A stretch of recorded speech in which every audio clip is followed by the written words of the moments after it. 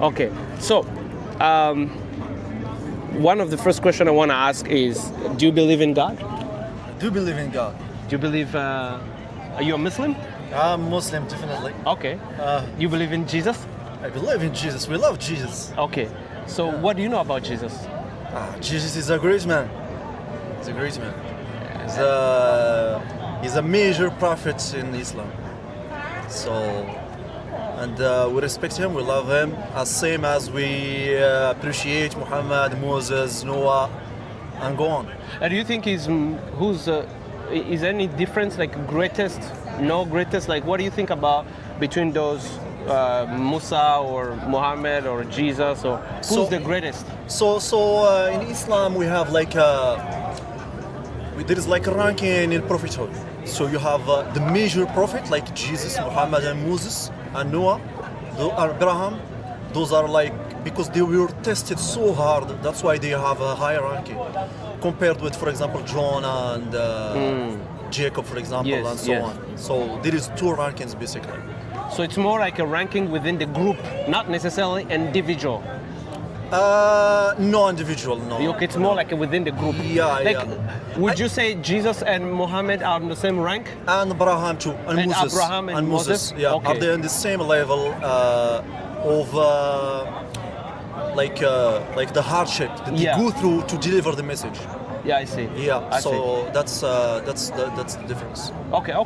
good to know. From Yeah. and now, do you believe also he will come back, Jesus? Yeah, in Islam we believe he's coming back. Yeah. Yeah, we believe he's coming back. We believe he's born in Virgin Mary. Pretty much all the miracles that he does in Christianity, we have the same in Islam.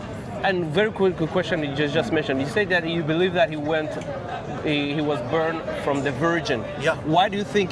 What do you think? Nice to meet them. Yes, how you doing, my friend? Doing great. Okay, we'll talk later. Thanks, so. Yeah, please and thanks. All right. So, what do you think he was? What do you think he was born miraculously, comparing with other prophets? Why him? Like why he born from a Virgin Mary? Yeah, because it's very miraculously. Yeah, like it there is is no miracle. other in the whole world.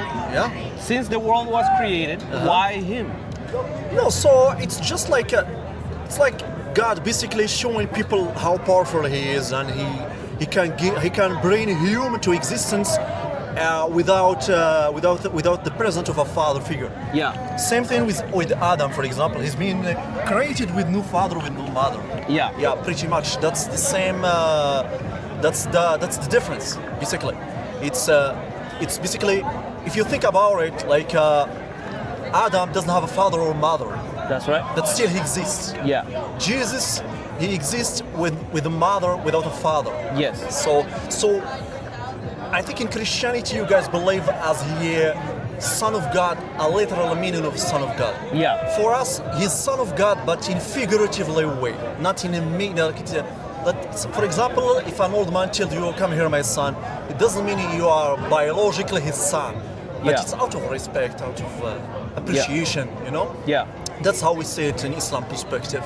Okay. Yeah. Let me thank you for sharing. Yeah, I'm going to yeah, also sure. share the way I see it. Yeah, your perspective. Yeah. Yeah, as well. it's more about sharing and respectfully. Appreciate So that.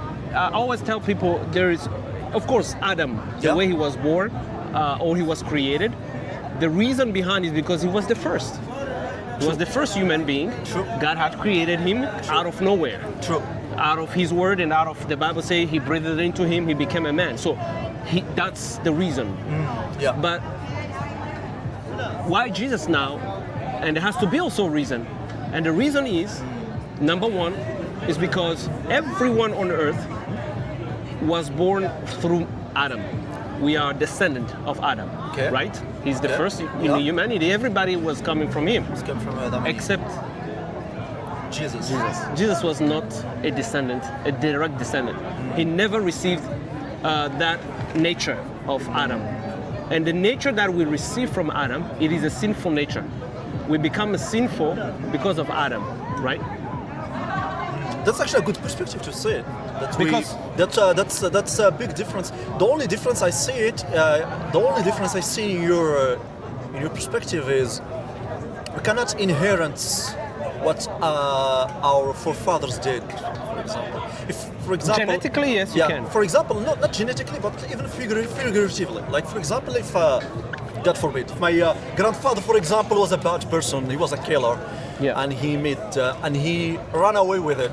It doesn't mean I will inherit his shortcomings. You know, Yeah. that's But do you know that how do you call it? Scientifically, genetically, if you live in a very bad, you saw your dad beating your mom, or even there is a very high percentages, according to the statistic, that you will inherit. Depends. Like Google it. No, I mean The statistics shows that when we talk about statistics, I'm not saying 100% everybody. Exactly, yeah. I'm saying the Exceptions. higher percentages. There is proven statistic that if you're born within a family that, or the reason why many people, or let's say, statistically it's been proven why there is many black people jailed, like they're in jail. You know why? It's because there is a lack of fatherhood in their lives. That's a statistic. Yeah. Please Google it. I mean there is a pushback on this one, because like at the end of the day, people have a free will, 100%. so you can choose whatever you want to do. 100%. But what I'm trying to say is also, I'm not saying everybody. Yeah. I'm saying statistically, Yeah. it has been proven Yeah. that if you were born without a father within a household, there is a higher percentages Yeah. that you will be, you will have less chances to finish school, to live in a rebel life. Like there is a higher. So my point is this, because I want to come back to what I was saying. Yeah. My point is, it can be transferable. Your way you live, the way which it can be transferable. Yeah. And you know why? The reason why sometimes also when you go to a doctor and they ask you, is anybody within your family who has diabetes? Anybody in your family who has do you know why? Because genetically, Yeah, there is a higher percentages that you can also be diabetic if one of your family member has that. All right. So Yeah. it's Yeah, I see definitely your point. I yes. see your point. So I see your point. genetically, so that's why we became sinners. I like the it. reason why we became sinners, it is because of Adam. Adam. So let me say it this way: we are not sinners because we sin. We sin because our sinful nature. Comes from Adam. Yes, we tend to sin more than doing good. The humanity Okay. itself, Okay. because we are attracted to sin. That's why I'm saying that because of Adam, we became sinful. And what is the sin now? Sin is separation between God and the human and God and him. We became separated because God said to Adam, the moment you're gonna eat, you will die. And the death he was talking about, it is not physical death, it is spiritual death. The spiritual death, it is separation, eternal separation between God and man. That's what it is, a spiritual separation. Spiritual. Yeah, because we are spirit. True. Yeah. We are spirit. Spiritual and body. Yes, Yeah, a two man, parts. no, three actually. A man is a spirit, he has a soul, and he lives in a body. So there's a big difference between a soul and a spirit.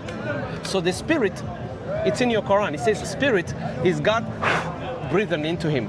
Yeah. The spirit, it's what's Yeah. come from God, Yeah. right? Yeah. The body, it is what is made of Made the, from the dust. Yeah. When you die, you're gonna go back to your dust. Yeah. So the soul, it is the meeting point. When he okay. breathed it, it become a living soul. Okay. So the living soul, it is basically who you are. It's where is your intellect, your will, and your emotions. That's what a soul is. Okay. Yeah, you know when you're crying, Yeah. it's your soul that is reacting, and then it manifests in a physical body. So, but you are a spirit. So when God says, as soon as you're gonna be eating, you will die, he was talking about that eternal separation. Because God connects through us through the spirit, because God is a spirit. So he says, as soon as you're gonna eat, you will be separated. So when he eat it, out of rebellion, he was separated from the relationship with God. So the death he was talking about was not physical. The physical, the Bible says after 900 years, he died physically now. So the death, physical death, it was a reaction or a result of a spiritual death that happened in the beginning. Because they were not supposed to die. In God, there is no death. There is life. There is light. There is hope. There is only beautiful things. So the reason why he died, it is because of that cut that happened, and then sin entered, and now Cain started killing his brother. Then people becoming worse and worse and worse and worse and worse. Now, my point is this: when God says you're gonna die, He's talking about spiritual death, because we are eternal. We have to live eternally away from God. But God says, okay, I'm going to repair it. We became sinners through one man, Adam. So God says in his